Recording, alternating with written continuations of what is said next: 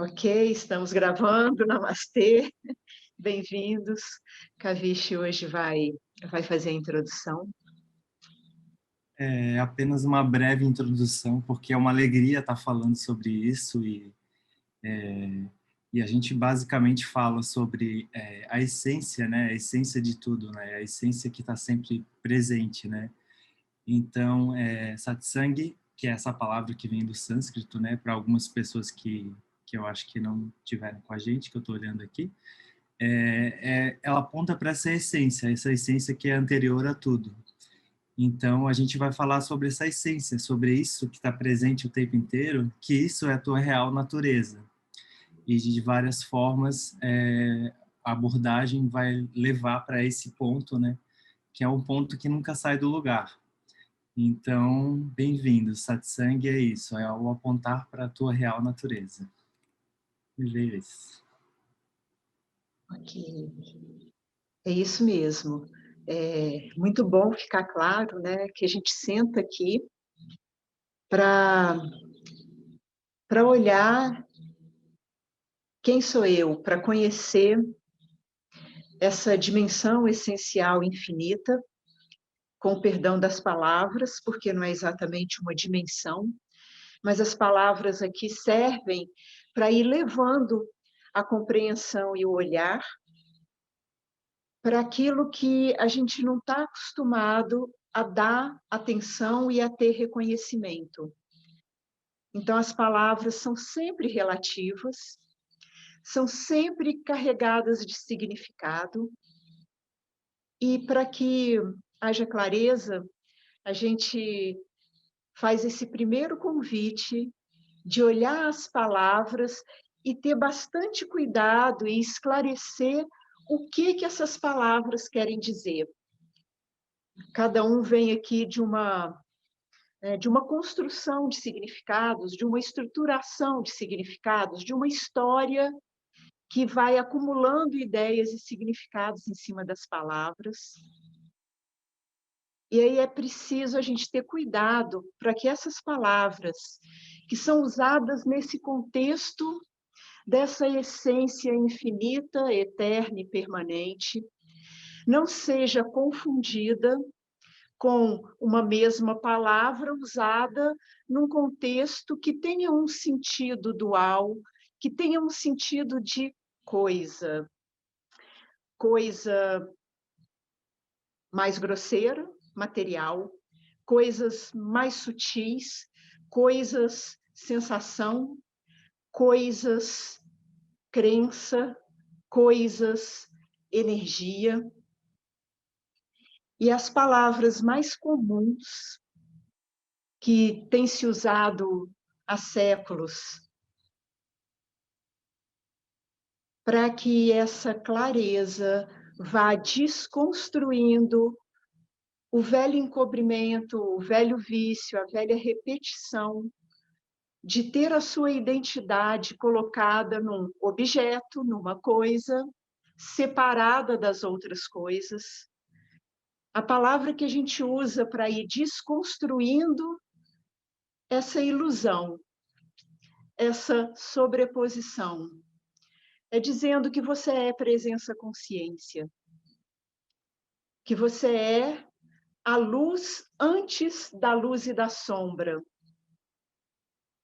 que você é a verdade, então aqui com V maiúsculo, se referindo àquilo que não muda nunca, aquilo que independe do espaço, independe da geografia, independe do tempo, independe de ter sido dito há 5.000 anos atrás ou há 5.000 anos que virão futuros, ou bem aqui, em 2021, a verdade é sempre a mesma.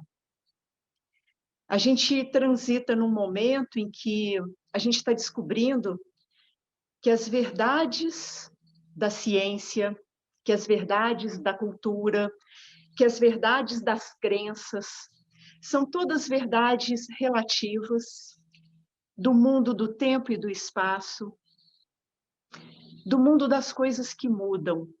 Por isso que muitas vezes a gente escuta que não há uma verdade mas, na verdade, o que existe são muitas verdades.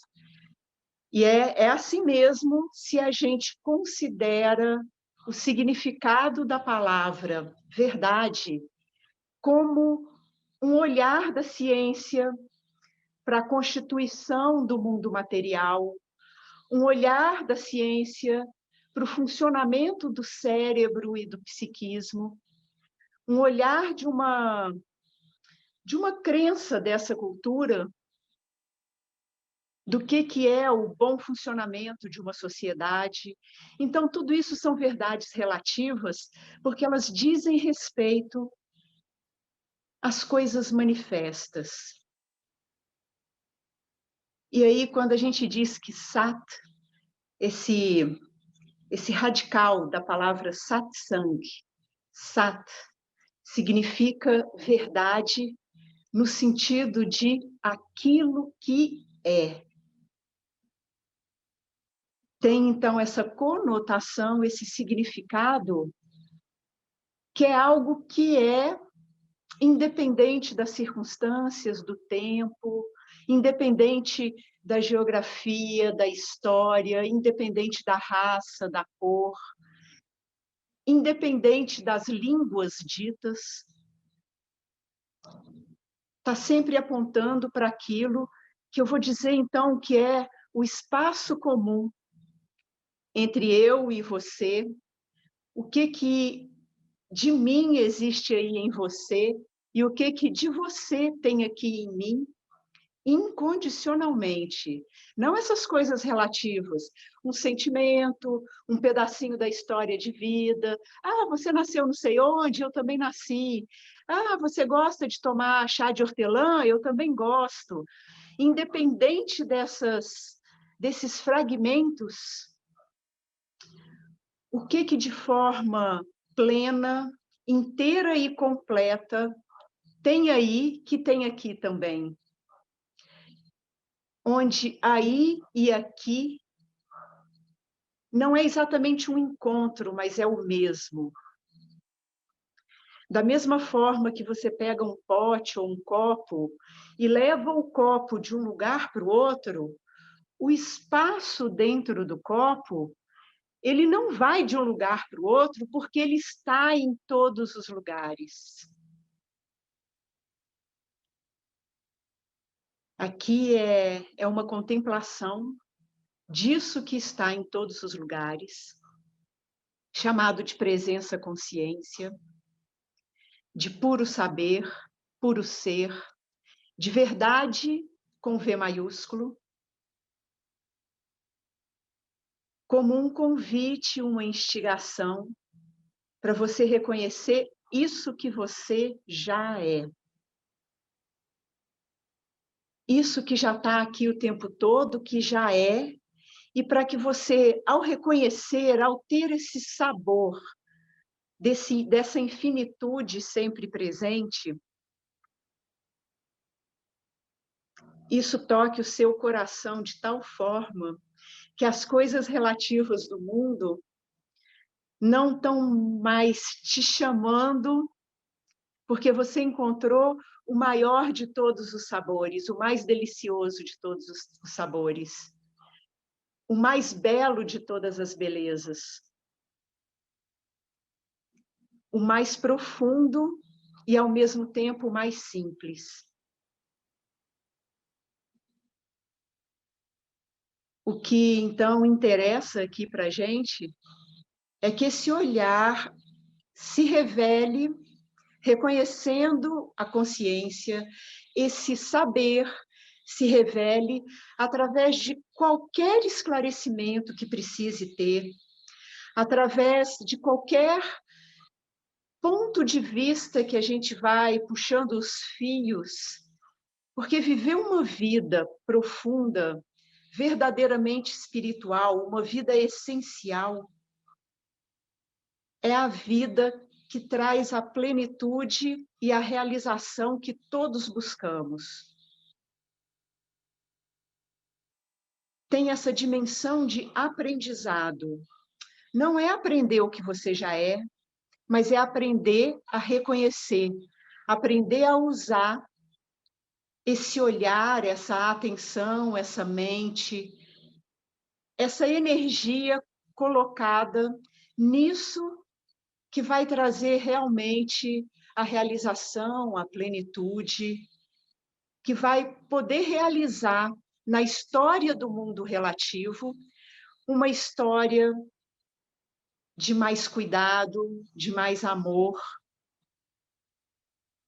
não só aí dentro, na sensação do corpo sutil de cada um, das emoções, dos pensamentos,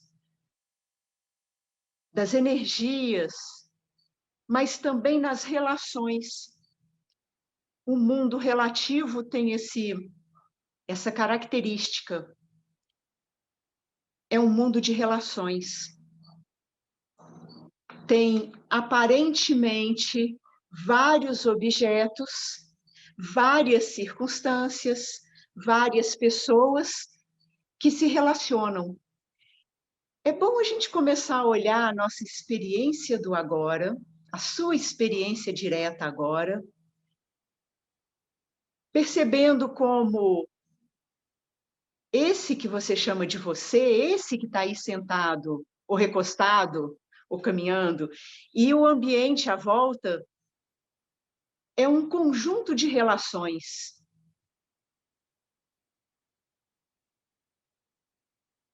Como fios de uma teia que interligam todos os pontinhos, esses fios são chamados de relação para ajudar o olhar a não parar nas limitações dos objetos, a encontrar nesses objetos, nessas relações, isso que é o mesmo. Isso que é a verdade é o mesmo em todos os lugares. Para aí sim ser um verdadeiro ato de amor. Pois amor é quando não tem dois. Amor é quando há esse perfume do que está aí, nesse que está sentado aí, e o que está nesse outro que está do outro lado da tela, ou no quarto ao lado, que está também nos objetos, que está também nos sons. O que é isso? O que é? O que é o que é?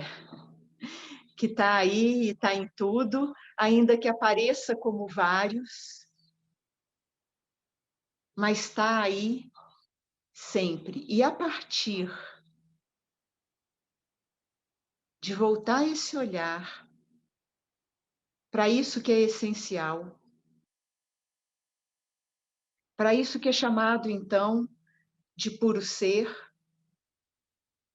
e esclarecendo e clareando a realização da não dualidade.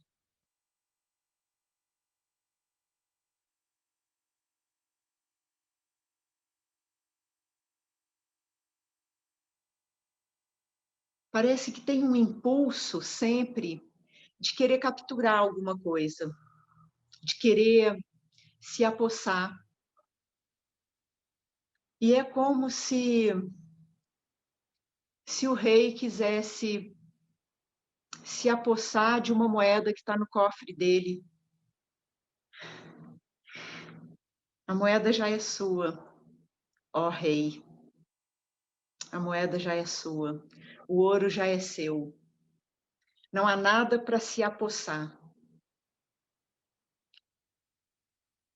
E eis então o primeiro ponto, o primeiro convite dessa fala de hoje, que é que você abra mão dos seus movimentos de se apossar. Que você, nesse momento, permita-se compreender, utilize uma significância, utilize essa dimensão que compreende que isso que é o próprio ser, que é esse sabor de completude, de amor, de indivisão, de sabedoria, já é seu. Então, você não precisa ter uma ânsia de se apossar. Portanto, relaxa. E essa fala é para que realmente o coração se abra e você relaxa, porque eu sei que nós fomos treinados a conquistar. A gente pertence a um condicionamento de conquistas, como se a conquista fosse não só trazer essa plenitude, essa satisfação que a gente busca tanto, mas que a plenitude, que a conquista fosse trazer até uma imortalidade, um senso de eternidade. Se eu conquistar uma fama, eu vou ser conhecido por séculos. Igual a gente ouve falar hoje, né, de, sei lá, Sócrates, não sei quanto antes de Cristo, Gautama, o Buda. Ah, eu também quero, ainda que não seja explícito em palavras. É como uma crença e uma pressão de querer alcançar alguma coisa. E o mundo das formas, ele é feito de construções, sim.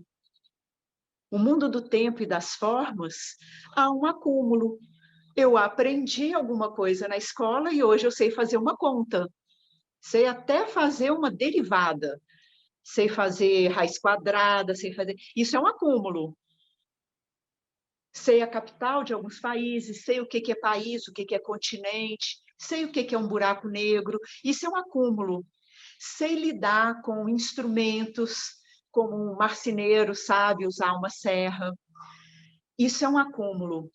As coisas do mundo, como elas são do tempo, elas se constroem no tempo. E cada um aqui, com a sua própria história, com o seu próprio dharma, com o seu próprio talento, foi adquirindo aquilo que foi tornando mais lindo a tua vivência no mundo. É a mangueira dando manga. Esse é o seu dharma, esse é o seu talento. E se você teve a sorte de poder ajudar, né, a esse talento a se manifestar no mundo, melhor ainda. Porque muitas vezes esse mundo que a gente vive, nós aprendemos que é muito mais importante algo que vai sustentar, ganhar um dinheiro para sustentar, do que realizar o meu real talento. E aí você vê um bando de médico sem a qualidade da humanidade necessária para exercer o acolhimento, para ajudar nas purificações das impurezas, na cura das doenças. Talvez ele seria um ótimo baterista de uma banda de rock, um ótimo artista plástico. Mas cada vez mais, mesmo tendo esse jogo, é claro que uma percentagem grande de pessoas nesse mundo não tem essa possibilidade. Mas uma outra grande percentagem vem com esse dharma de ter tempo livre e disponibilidade, nem que seja por hobby, para realizar aquilo que é o teu talento. Aquilo que é o dharma, aquilo é a mangueira dando manga. Aquilo que é a sua manga da sua mangueira. Espontânea, cheia de beleza.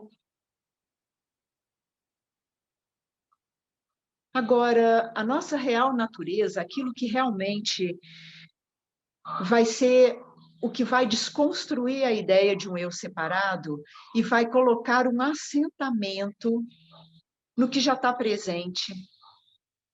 Não é construído, não é adquirido, não depende do tempo.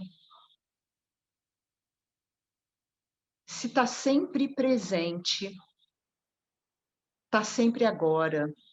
Se tem a qualidade de eternidade, de onipresença, está agora. Então, a questão é, onde você está colocando a tua atenção? onde o teu coração está pousando.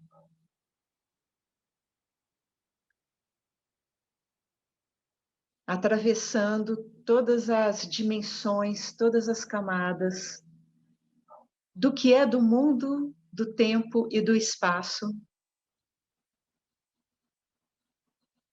Nem que seja, em primeiro lugar, como um conceito, como uma ideia, como uma lógica.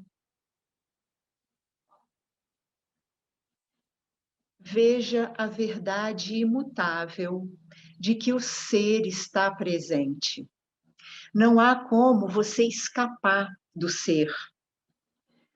Então, a gente vai retirando tudo aquilo que pode ser retirado para ver o que fica. Esse é o jogo. O que pode ser retirado, negado? Assim, isso está aqui, mas não estava antes. Então, não é. Onipresença é aquilo que está sempre. Tudo aquilo que você ganhou, que você se apossou, mesmo esse corpo aí, que foi adquirido, que um dia se vai. Todas as ideias, todos os conceitos, todas as habilidades que acontecem no tempo e no espaço, todos os seus afazeres no mundo, tudo isso é passível de mudança. Não é essencialmente quem diz eu.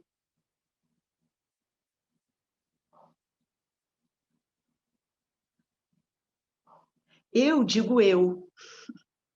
A Bovary diz eu e o Caviche diz eu. O Benek também diz eu. É o mesmo eu ou é um monte de eu?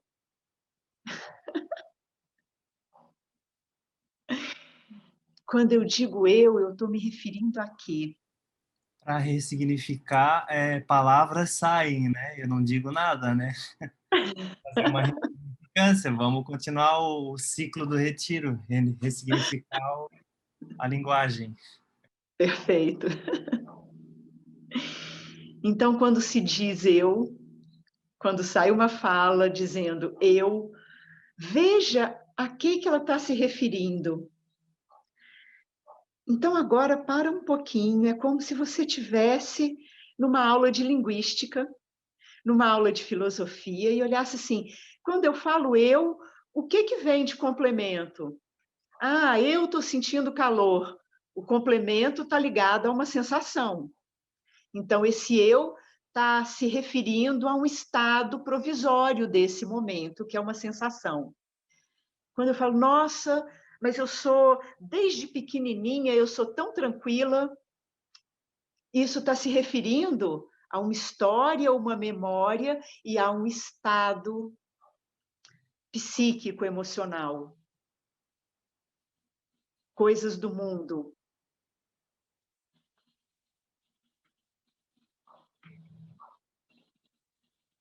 Que eu é esse, chamado de presença-consciência, esse senso de ser, que mesmo se filosoficamente eu parar e questionar, mas há o não ser, há a ausência, perceba que isso é uma ideia de vaziez, de ausência, surgindo no ser. Mas eu estou num lugar e não estou em outro. Isso é uma ideia surgindo no ser, se referindo ao corpo, à localização desse corpo. Agora, vamos olhar esse que diz eu, desligado, desconectado, livre de qualquer coisa manifesta. Porque aqui é uma jornada espiritual. É uma jornada do autoconhecimento espiritual. Vai, então, tirando da sua mochila, da sua jornada, tudo que você adquiriu, inclusive o desejo de adquirir mais coisas. Esse desejo de adquirir mais coisas também foi adquirido. E vai vendo o que sobra, brilhando,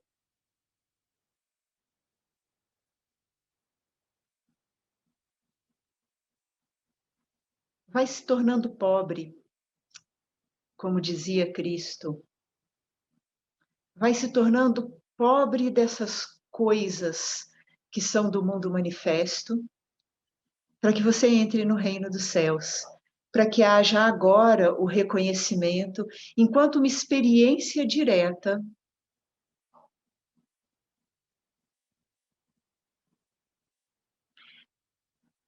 disso que é o que permeia tudo,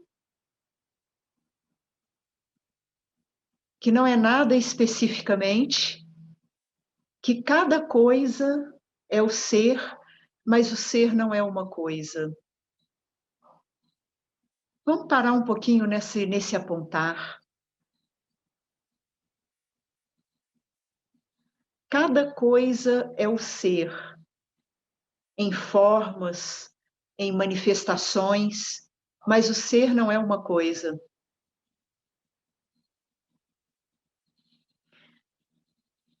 Toda a multiplicidade que aparece, das maiores galáxias aos menores dos átomos, tudo cabe dentro desse ponto que não muda, como Kavish introduziu, desse ponto que não se movimenta.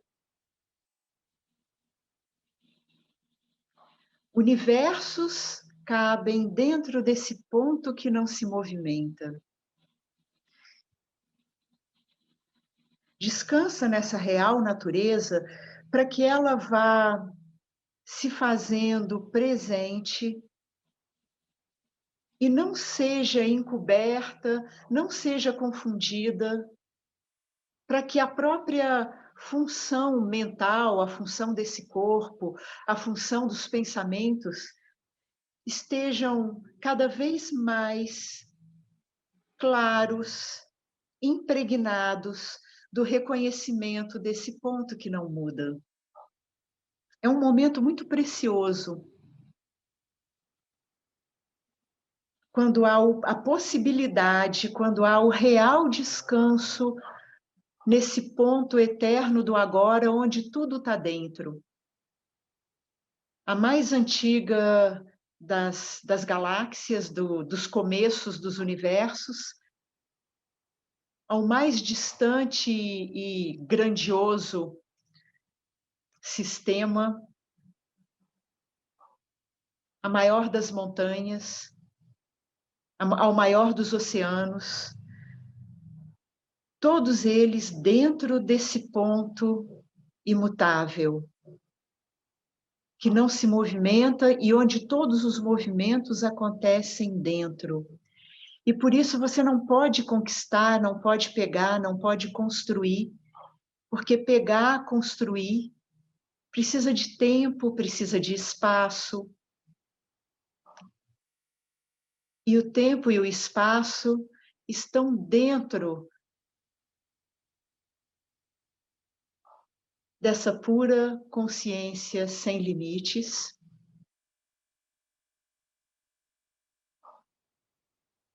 mais sutil do que o próprio espaço.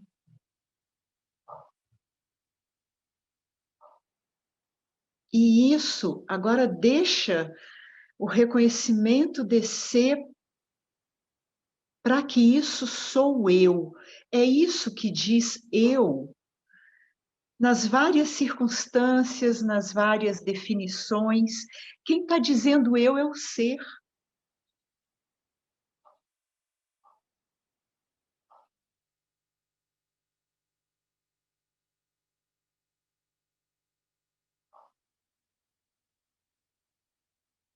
E agora, numa revirada, deixa que haja esse conhecimento, essa simplicidade desse ponto infinito que é o ser,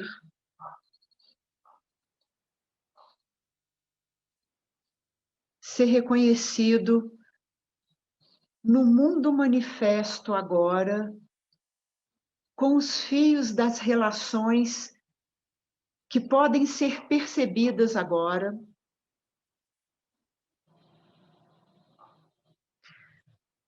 Ou seja, esse cenário, esse filme, desse corpo sentado nesse ambiente, ouvindo palavras, pensando pensamentos, isso é um ato da própria manifestação. A manifestação, ela mesma, é um desabrochar do ser no tempo e no espaço. O ser em si não faz nada. O desabrochar do ser dentro dele mesmo gera toda a manifestação. A mente pode buscar desde o Big Bang até a dissolução dos universos. Mas a nossa experiência direta é que aqui e agora, exatamente o que você tem, exatamente com o que é, quem está tecendo a manifestação é o próprio ser, presença, consciência, em forma de energias moduladas, em uma totalidade de uma teia, que a gente chama de interrelações, mas é uma teia presente agora, indissociável. E quando a gente olha para o indivíduo, mas e a minha vida, o meu destino, aquilo que são os meus talentos, o meu dharma, o que eu gosto, o que vai acontecer comigo, mas e o almoço de amanhã, e a conta para pagar no dia 10? E quando você vê essa enxurrada de pensamentos relativos a um fluxo do tempo, à historinha, ao filminho, descansa esse filminho no ser, reconhecendo que esse filminho é escrito, dirigido e interpretado pelo ser.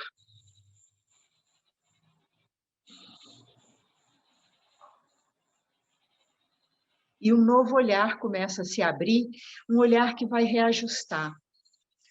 Um descanso, que a gente pode dizer seguir o fluxo do tal. Que aí também as palavras já não são mais muito boas, porque não é exatamente seguir um fluxo do tal, mas é mais um gerúndio, o fluxo do tal se desenrolando.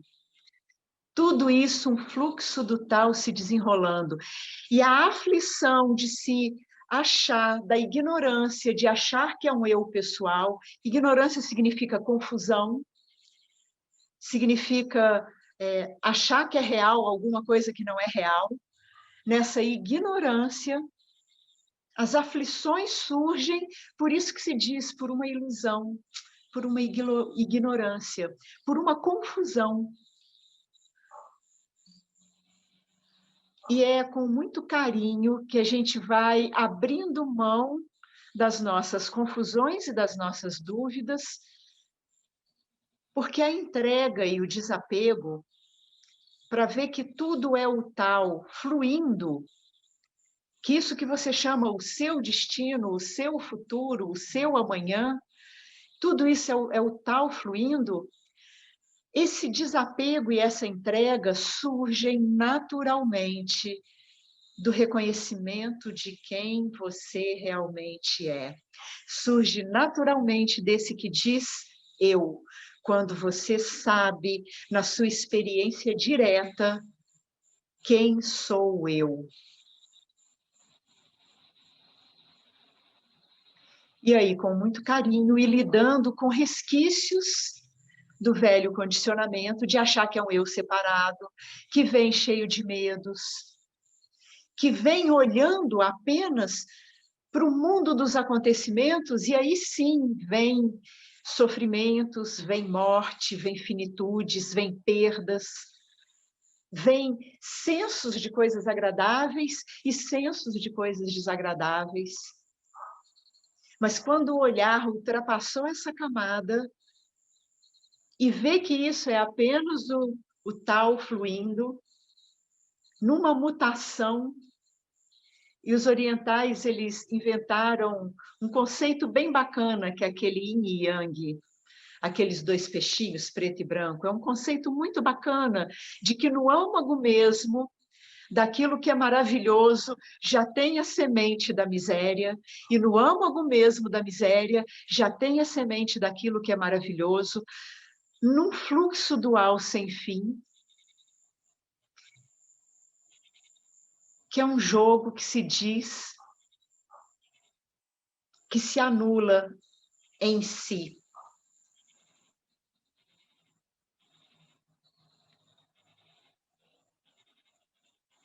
E aí, desapegando desses fluxos duais do tempo, das mudanças, das experiências, descansa nisso que não é tocado pela dualidade, descansa nisso que é a essência desse momento como um todo, como de todos os momentos, de onde todas as coisas se modulam, surgem e se desfazem.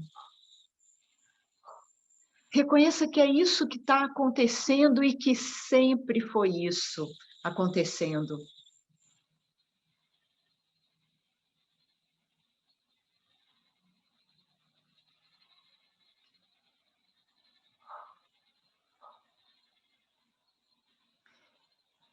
E aí você vai ter que denunciar os apeguinhos que surgem.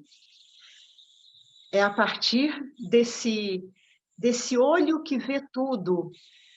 E não entenda mal, não vai ver o japonês do outro lado do planeta, não.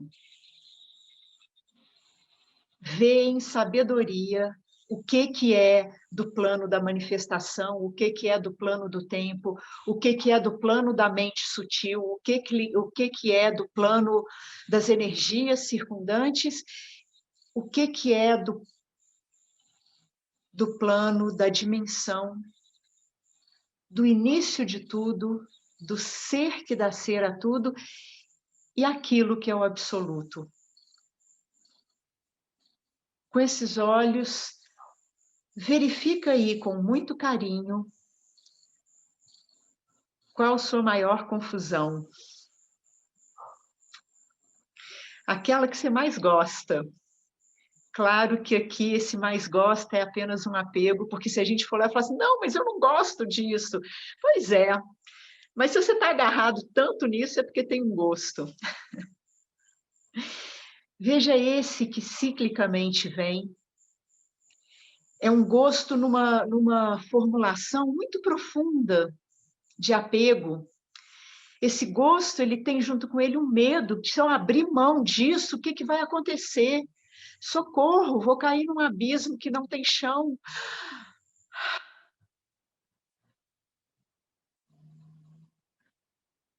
Quem vai cair? Onde habita esse medo? Que ideia tem por trás desse medo? Porque por trás de todos os sentimentos tem uma ideia, tem um conceito. E basicamente, você acha que você é esse corpo sentado aí. E você vai ter que parar e vai ter que suar em cima disso. Vai ter que ter um alto esforço. E com insistência, sim, as coisas do tempo exigem uma insistência.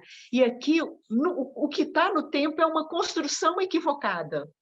O próprio tempo e a ideia de você como um ser separado é do mundo relativo, é uma construção equivocada. E, portanto, para que essa clareza não caia na armadilha rapidamente, voltar-se para a atenção daquilo que não precisa se apegar a nada, que não precisa ter medo, que não precisa ter desejos, porque em si já é a plenitude, já é o todo, que não é nada, mas que é em tudo como tudo.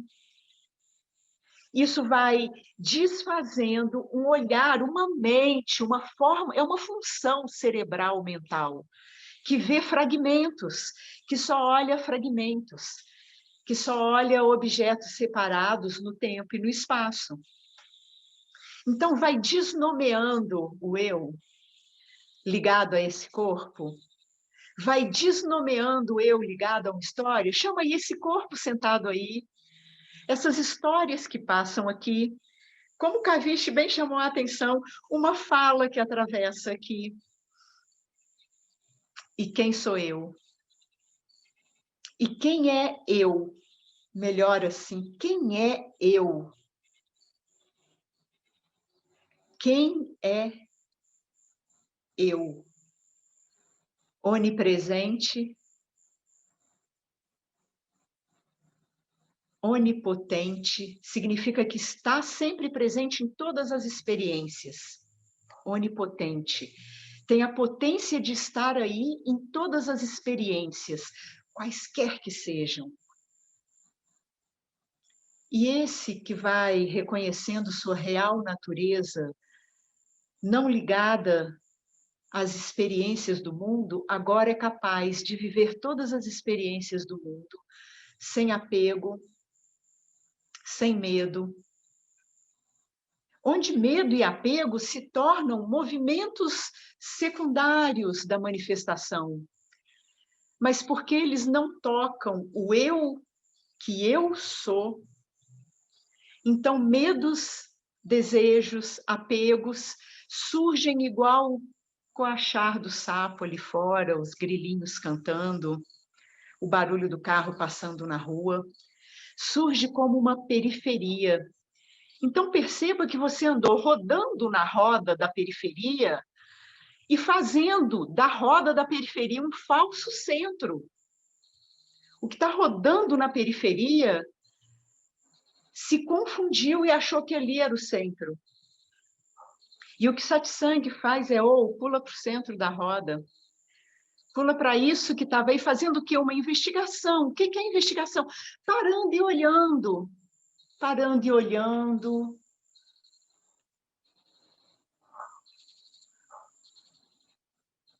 Com esse apontar precioso da distinção entre o que muda e o que não muda. O primeiro discernimento é a César o que é de César, a Deus o que é de Deus. Todo mundo falou disso, gente. Não é só as escrituras antigas da Índia, não. Nós temos aqui na vertente ocidental a César o que é de César. Esse é o primeiro discernimento. O que é do tempo e do espaço? Vai afinando esse seu discernimento, vai afinando esse olhar que, caramba, não tinha e agora tem, não pode ser eu. Eu, espiritualista, enquanto no tempo e no espaço, eu já tinha o sabor e o cheiro de saber que era eterno e infinito. Então, se é eterno e infinito, não pode mudar. Então, se foi aquele êxtase que eu tive quando estava fazendo uma meditação de Vipassana, ou estava num grande ritual xamânico e tive um êxtase maravilhoso e vi que eu era o todo, cara, passou, então está faltando um discernimento. Foi quando Papaji chegou no Ramana. Papaji era um grande devoto de Krishna e ele era altamente sensitivo, ele realmente via Krishna, sentia a presença de Krishna, igual, não sei se vocês passaram por isso, mas provavelmente sim. Quando os anjos chegam, olha a paz que chega. E é isso mesmo, quando você conecta e nomeia, medita um pouco, respira fundo e vem uma expansão, você fala, nossa, a presença dos anjos estão aqui, dos arcanjos, ou... Papaji era assim com Krishna. Sentia a presença de Krishna, pedia esclarecimentos e ouvia. A mente dele decodificava aquilo que era o ensinamento. De alguma forma ele estava insatisfeito, que ele foi parar lá no Ramana. E quando ele chegou e sentou com Ramana, e ele falou, o Papaji falou com Ramana, eu sou um devoto de Krishna, eu sei que a verdade é Krishna. Aí Ramana perguntou, e aí, o Krishna está aí agora? Aí o Papaji arregalou o olho meio assustado e falou, não, não, não. Aí Ramana falou, então isso não pode ser a verdade. tem que estar sempre presente. Por isso que a investigação é o que está aí sempre. Nossa, eu estava bem e depois fiquei mal. Nossa, eu estava tão no aqui e no agora e depois perdi. Caramba! O que estava presente quando você estava no aqui e no agora? O que estava presente quando você perdeu? E o que estava presente quando você voltou ao aqui e agora e à presença-consciência? Essa pergunta ela é fundamental para carregar debaixo do braço como um refinamento, como um esmeril que vai afiando a faca, que vai afiando o diamante que corta tudo. E é isso que essas falas oferecem. Instrumentos de esmerilhar o diamante que corta todas as ilusões, todas as camadas de falsas identidades, de dar uma conotação de real àquilo que não é nem real nem irreal, que é só uma aparência.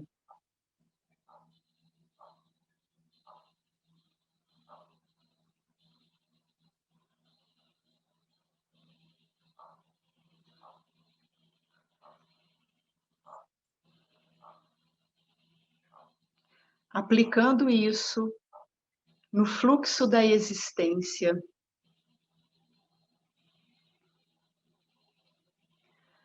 é muito mais a desconstrução do que adquirir alguma coisa.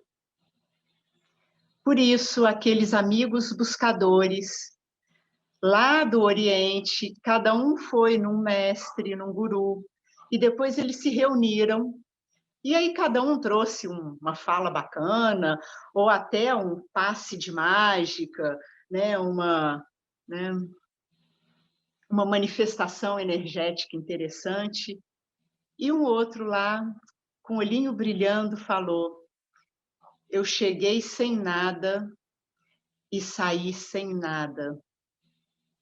Aí os amigos dele franziram sempre, assim, mas para que então você foi lá? Que mestre é esse? Se eu não tivesse ido, eu não ia saber disso. Esse sim é o verdadeiro mestre. Na verdade, você chega sem nada e você sai sem nada, porque nada, nenhuma coisa é uma posse sua. Mas você se desfaz, se desnuda, se desfaz de todas as posses. E ao se desfazer de todas as posses, você encontra o maior tesouro. Eis o paradoxo para essa mente que está acostumada a olhar, né, construções e apropriações. É no se desfazer que você ganha. É no se desnudar que as suas vestes de luz surgem.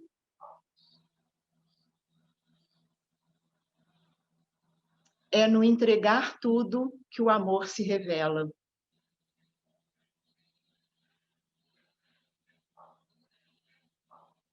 Abra seu coração a esse amor presente da existência, que está dando existência a isso aí. Em toda e qualquer circunstância, isso que a gente chama de ser onipresente, a gente agora vai chamar de amor. De plenitude, um amor de plenitude que só dá. O quanto você está caminhando no mundo como um objeto querendo adquirir coisas. E não estou falando só de ter casa, carro, fazer viagens. Não, adquirir um novo conhecimento, adquirir uma nova sensação, adquirir uma nova experimentação. Coloca sob a luz da inquirição da verdade esse que fica escondidinho aí atrás de tudo, querendo coisas. Entrega ele. Tá me vindo cenas de entregar o bandido para a polícia, né? Entrega o bandido para a polícia.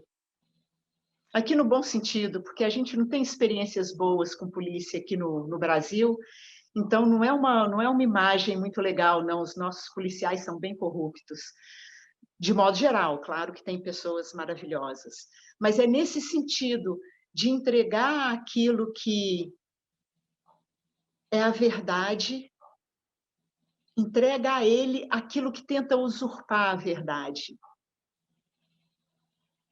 E reconheça a impossibilidade de existir separação, mas que isso não seja teórico.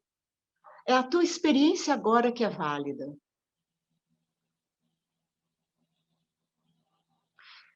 Deixa um funcionamento aí se voltar e presta atenção. A distração é um dos véus de encobrimento, é uma das formas de bloquear a compreensão. Não a verdade que está sempre aí em tudo.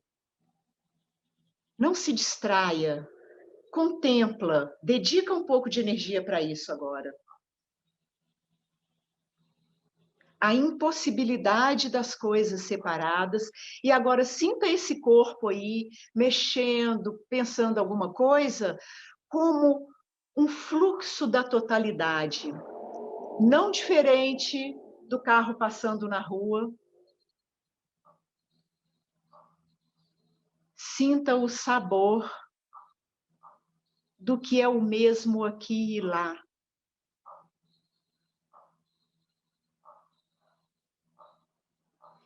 É isso que, em última instância, diz eu. É isso que eu sou. E se a mente, nesse momento, aparecer com algum desviozinho de caminho, traga até para os pensamentos, em forma de uma oração, possa essa clareza penetrar nos recântidos mais escuros e mais escondidos de toda a existência, para que a compreensão se desabroche como uma flor na primavera, com todo o seu perfume. E numa revirada, esse próprio momento, essa própria oração, é o próprio ser criando esse ambiente e essa historinha, esse cenário e esse filme.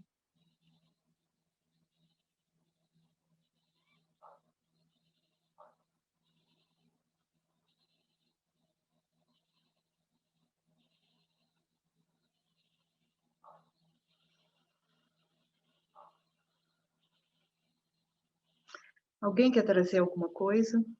Fazer alguma pergunta? Fazer alguma colocação? Conduzir uma forma de falar que vai sair daí? Uma mente com dúvidas, elas são pedrinhas no sapato.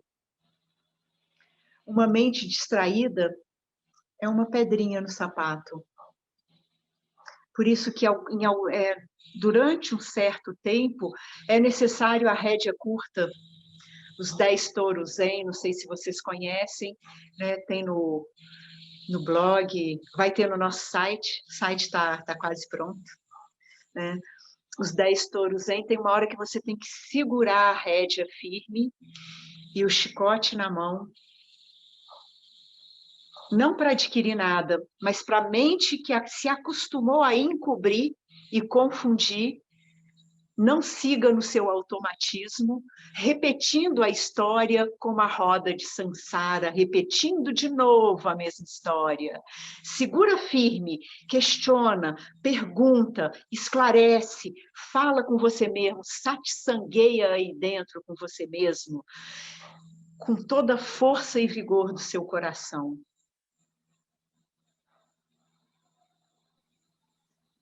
Vite, Oi.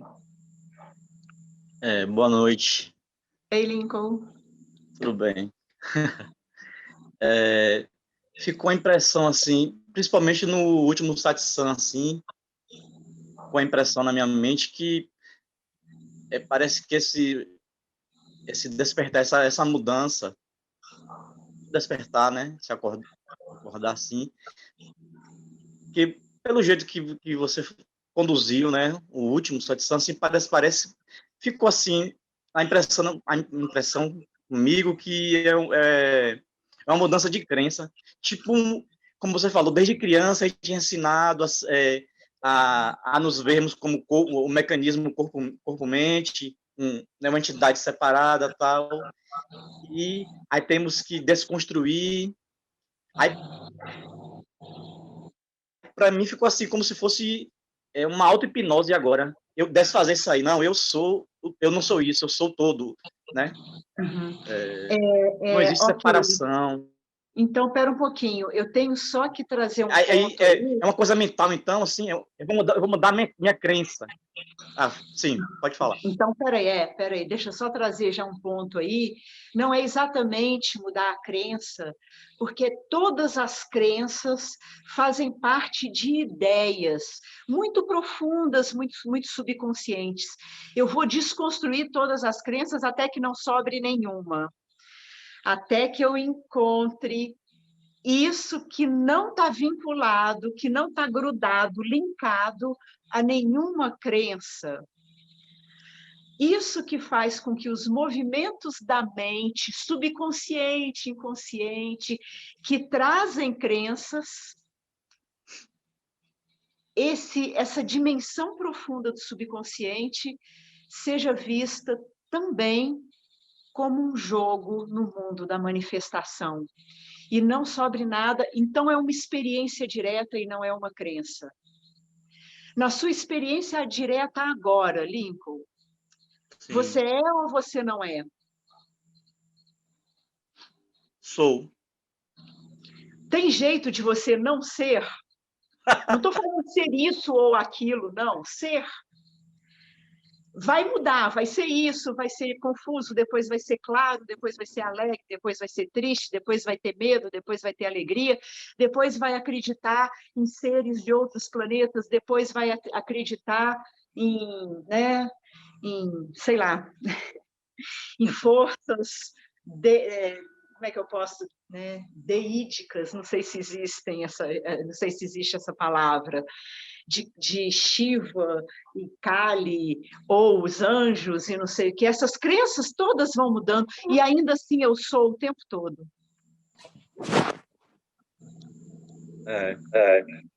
Entendi. Então, só para que fique bem claro, que não é exatamente uma troca de crença, mas é sim a desconstrução das crenças que foram condicionadas, que foram repetidas historicamente, por séculos, por eons, por toda a longevidade do tempo.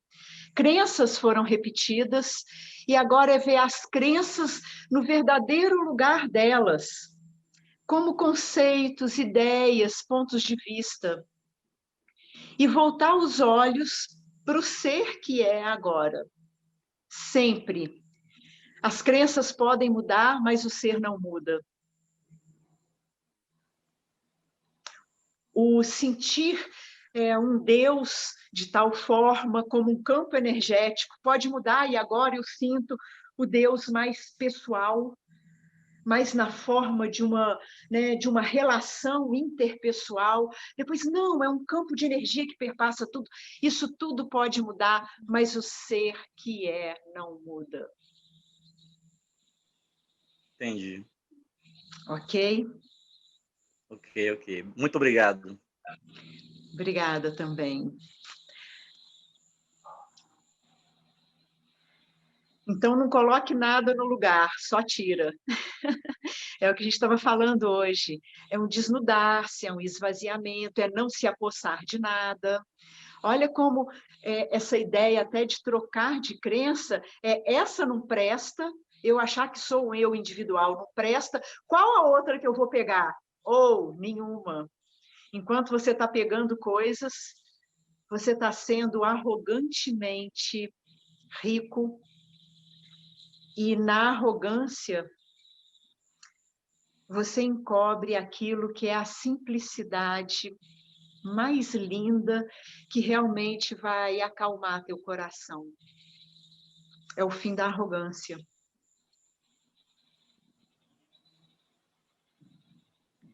Ok. Ok. Iti,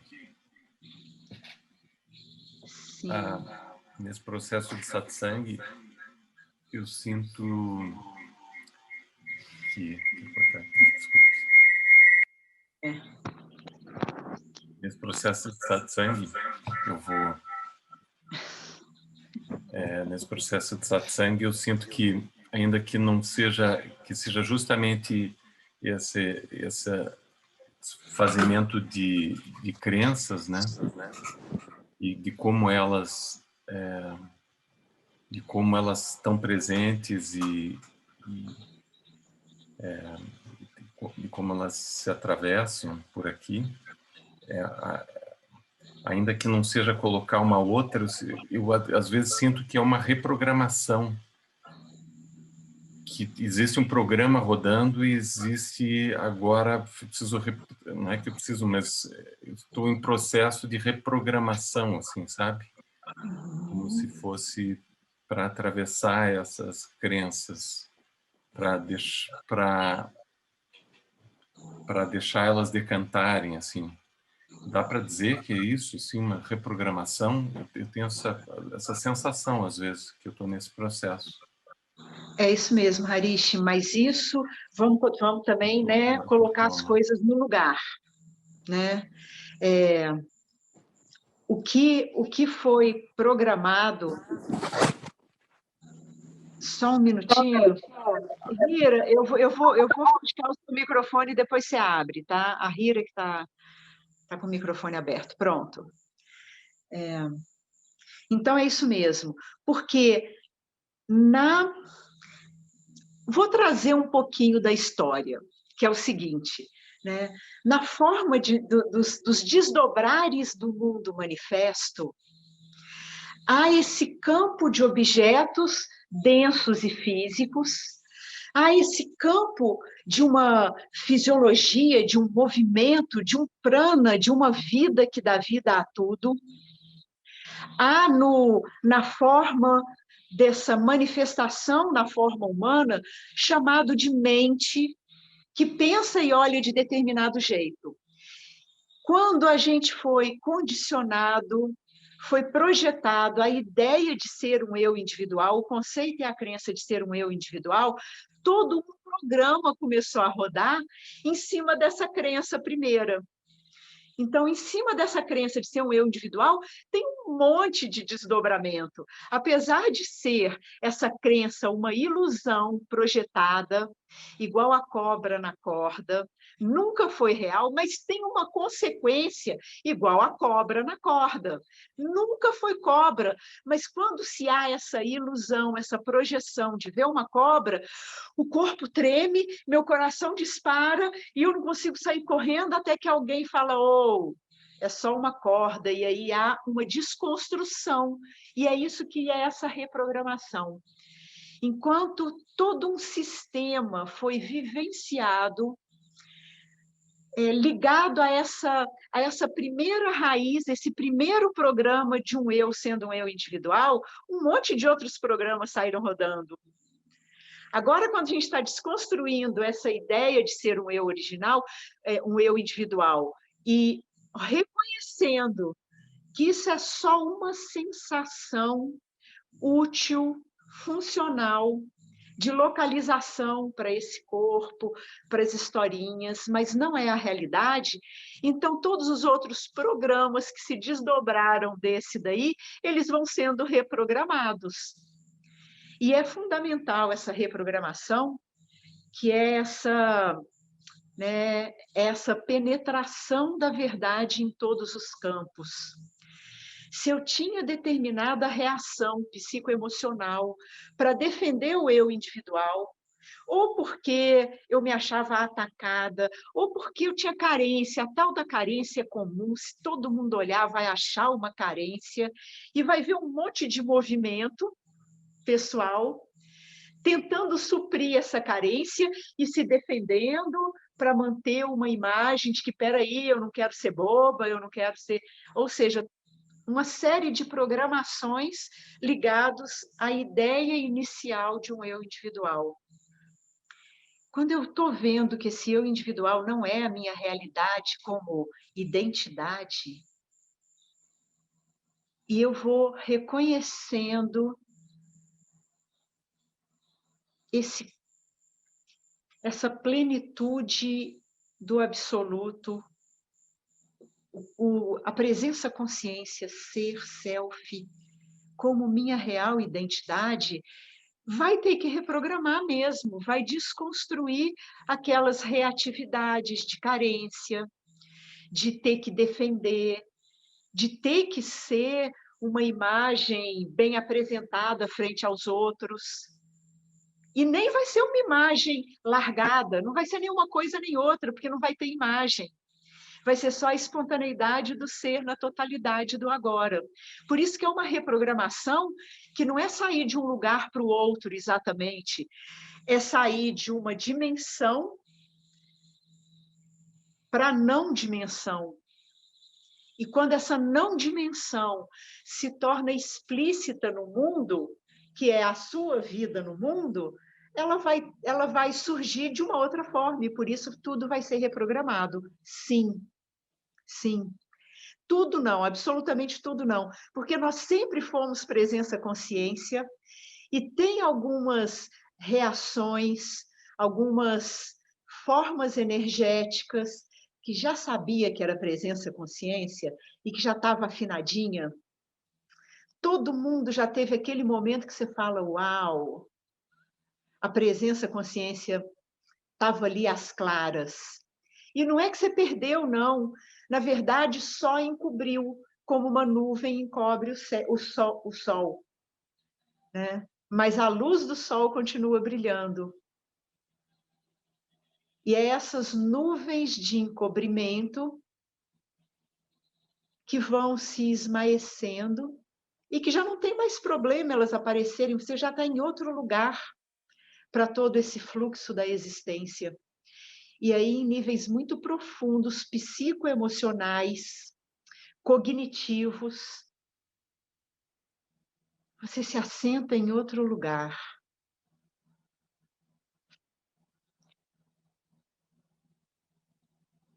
E esse assentar em outro lugar, é só ter esse cuidado. Não é uma coisa nova que você adquiriu, mas é como o ser presença, consciência está se manifestando nesse momento. A gente tem que ter esse cuidado sempre de não colocar uma outra coisa no lugar. E aí você vê a reprogramação como algo espontâneo e natural.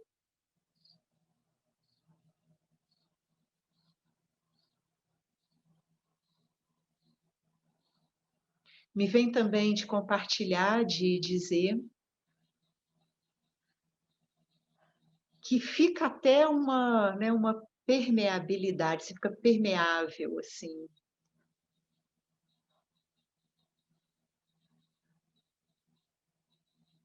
Que aí você nem sabe direito. Algumas coisas são bem contundentes dessas transformações, são bem fortes. Era sim, isso realmente está em outro lugar, mas tem outras que são como um aroma, que são uma permeabilidade. Você nem sabe direito se houve realmente uma mudança, se houve alguma coisa nova que chegou, ou se na verdade sempre foi assim. Eu só não tinha percebido direito.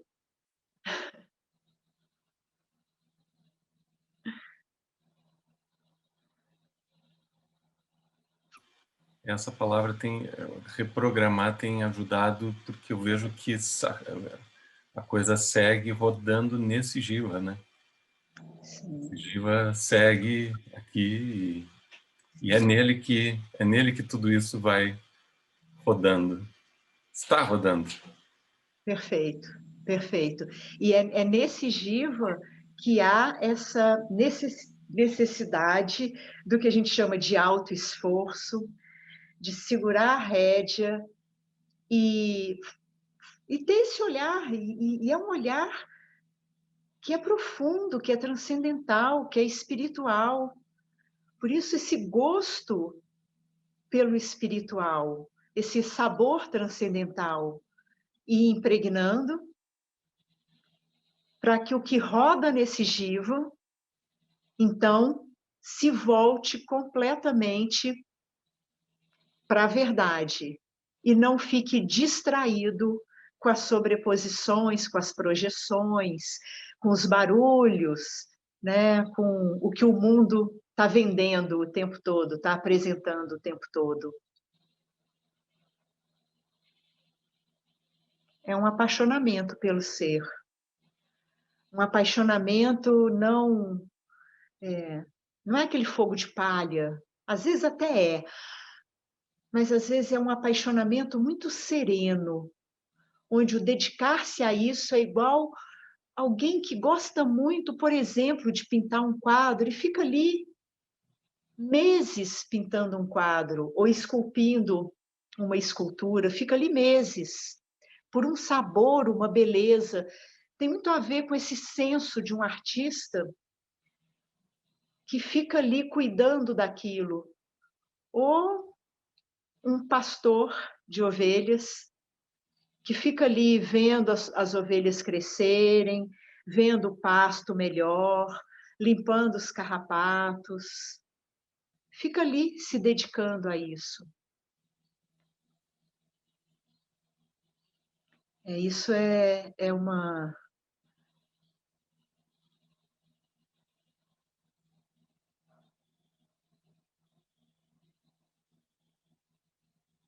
Isso é de uma beleza infinita.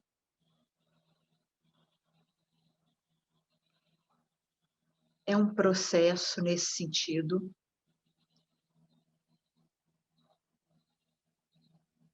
E que vai cada vez mais nessa linguagem rodando o programa do ser e cada vez menos a interferência dos programas da ilusão egóica.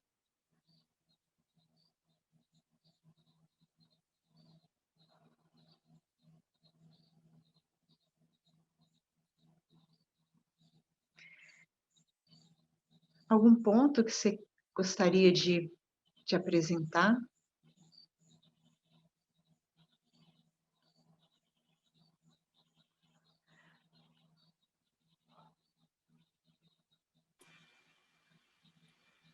Perguntou para mim, Vítor.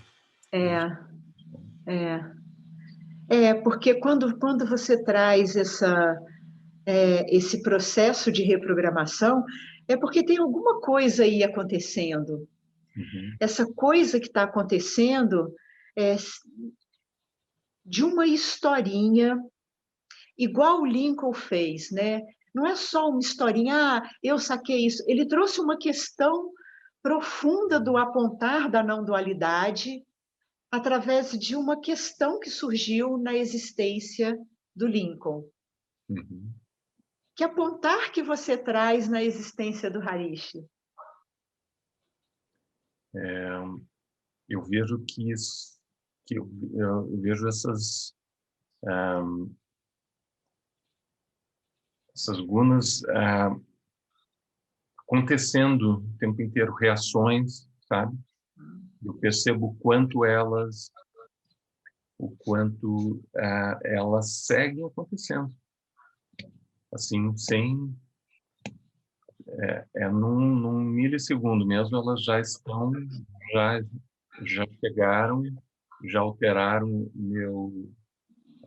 meu humor, né? Ou às vezes se apresentam como algo importante naquele momento, uma questão de defender uma ideia,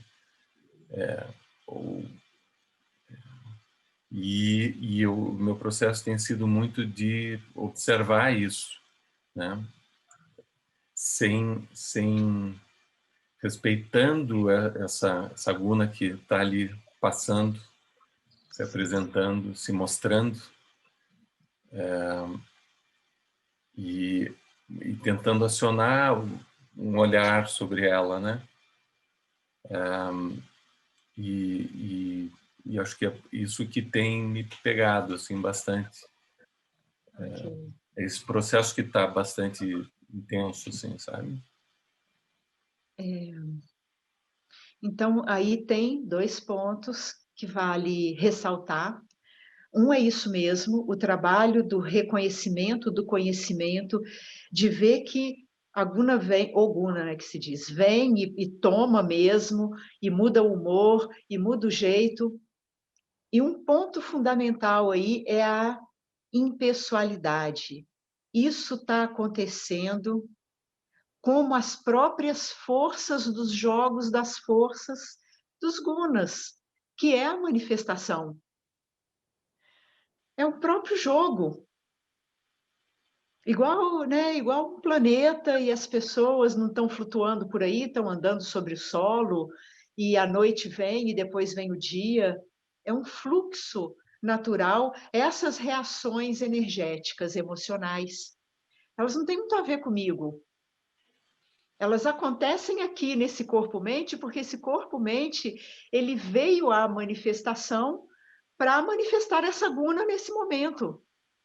Quem está em jogo são as próprias gunas, são os próprios gunas se movimentando. Isso leva para um lugar de impessoalidade que vai libertando as construções de ego do eu individual. E a observação é quanto menos desejos projetados, melhor. Ou seja, quando aparece um guna, um movimento, um tsunami, né, e vem uma vontade de não tê-lo, de que ele seja diferente, veja tudo isso num pacote inteiro. Isso acontecendo e a vontade de não ter isso é o sabor do momento, é o cheiro do momento. Não está nem errado nem certo, é assim que o jogo está se dando. E eu gostaria, o segundo ponto é, eu gostaria que você ficasse muito atento e colocasse muita energia na hora que vai embora e passa. Isso é fundamental. É também muito condicionado. A gente vê a hora que surge a confusão, Mas comece a se interessar pela hora que a confusão vai embora. Porque você nem se deu conta, aquela questão foi embora e está tudo ok, mas eu estava com raiva. Eu estava com muita raiva. Aliás, eu estava mesmo revoltada com essa situação e não estou mais. Começa a colocar energia nisso que está presente o tempo todo na nossa vida e que a gente não olha e só ressalta os problemas e os objetos, né, que são confusos ou que são muito, né, difíceis, né, ou desarmônicos, que a gente chamaria assim, porque de verdade eles são a minoria. Quando a gente começa a ressaltar os momentos de neutralidade, de tranquilidade, de clareza, quando a gente começa a ressaltar quando uma confusão foi embora, é como se você alimentasse, desse para o seu corpo-mente, para esse corpo-mente, um modelo do tipo, uau, quando vai embora é uma delícia. E aí vai assimilando essa delícia, vai deshipnotizando. O Lincoln falou de um hipnotismo, é legal isso. A gente vai deshipnotizando um ter que se defender de gunas, de eventos, de sensações. É assim que a gente foi criado. Não pode sentir isso, menino chorão. Ai, para de fazer pirraça. E aí, quando vem alguma energia emocional semelhante, a gente repete aqui dentro aquela fala. Para com isso.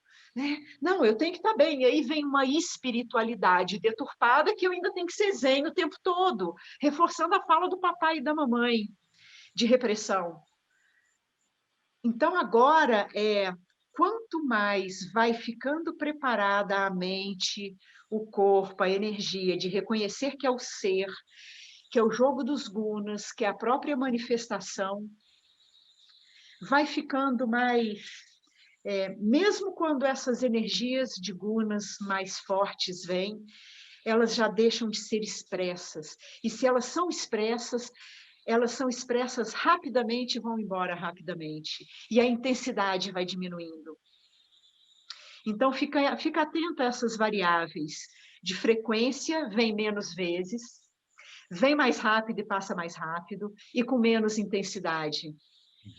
E isso é um carimbo de que o negócio está bom. O caminho é isso aí. Gratidão. Tá bom?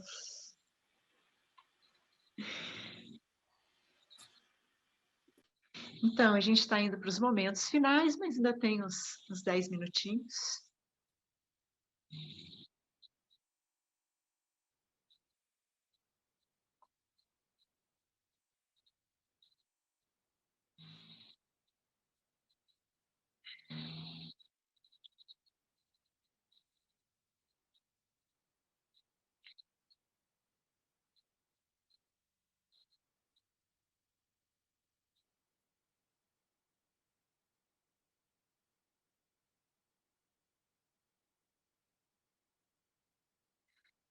E aí, nesse silêncio desse momento,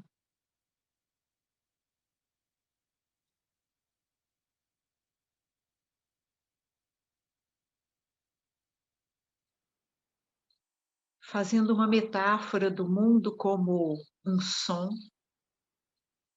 uma canção,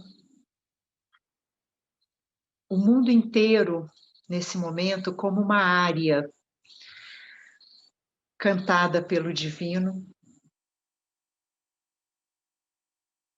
no silêncio do absoluto.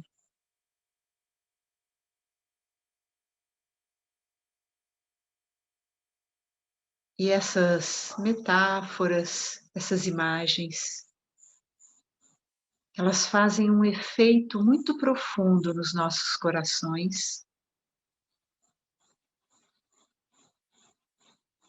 Elas vão se desabrochando camada por camada, até que o próprio satsang, o próprio desabrochar, visto como um elemento do tempo e do espaço, que no tempo e no espaço se voltou para isso que é o absoluto fora do tempo e do espaço. Como uma flor que desabrocha, uma mandala que mergulha no seu centro.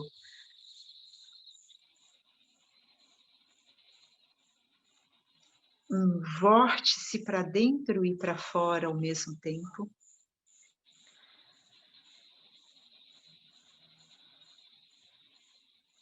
Que essa metáfora e imagem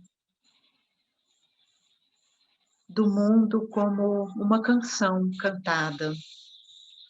A sua vida, o seu ambiente, as memórias, as projeções futuras, os sentimentos, aquilo que oprime como aquilo que torna-se livre, leve,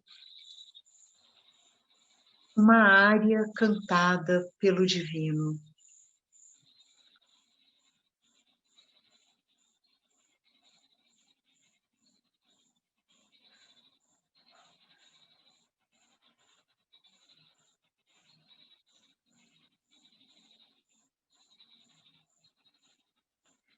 Deixe que momentos de leveza, ambientes mais favoráveis, sejam aqueles que há um gosto especial por estar neles, não só exatamente porque eu me sinto bem, mas porque ali a clareza de que só há o ser é o ambiente e é a atitude mais propícia. E aí as minhas ações, as ações desse corpo-mente, as atitudes que surgem, igual uma planta vai se voltando para o sol, toda a existência vai se voltando para essa luz da presença consciência 24 horas por dia. E ainda que nada muda, tudo se transforma.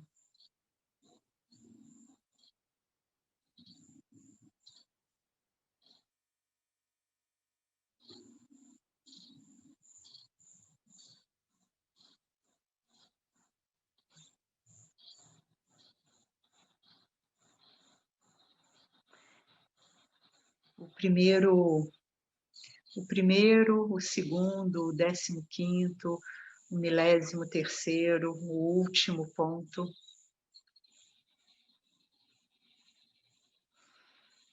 É ir de encontro ao ser e ao ser apenas.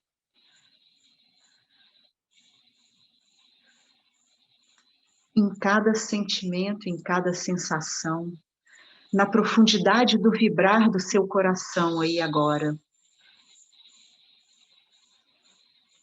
Ir em direção ao ser e ao ser apenas, até que num looping, esse próprio momento onde se vai em direção ao centro do coração, ele também é o ser voltando-se a si mesmo. Numa canção cantada por ele mesmo, anunciando-se a si mesmo em tudo. Namastê.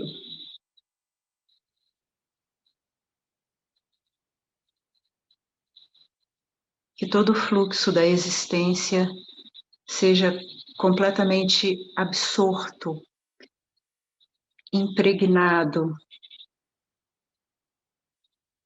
do reconhecimento dessa verdade. Até semana que vem.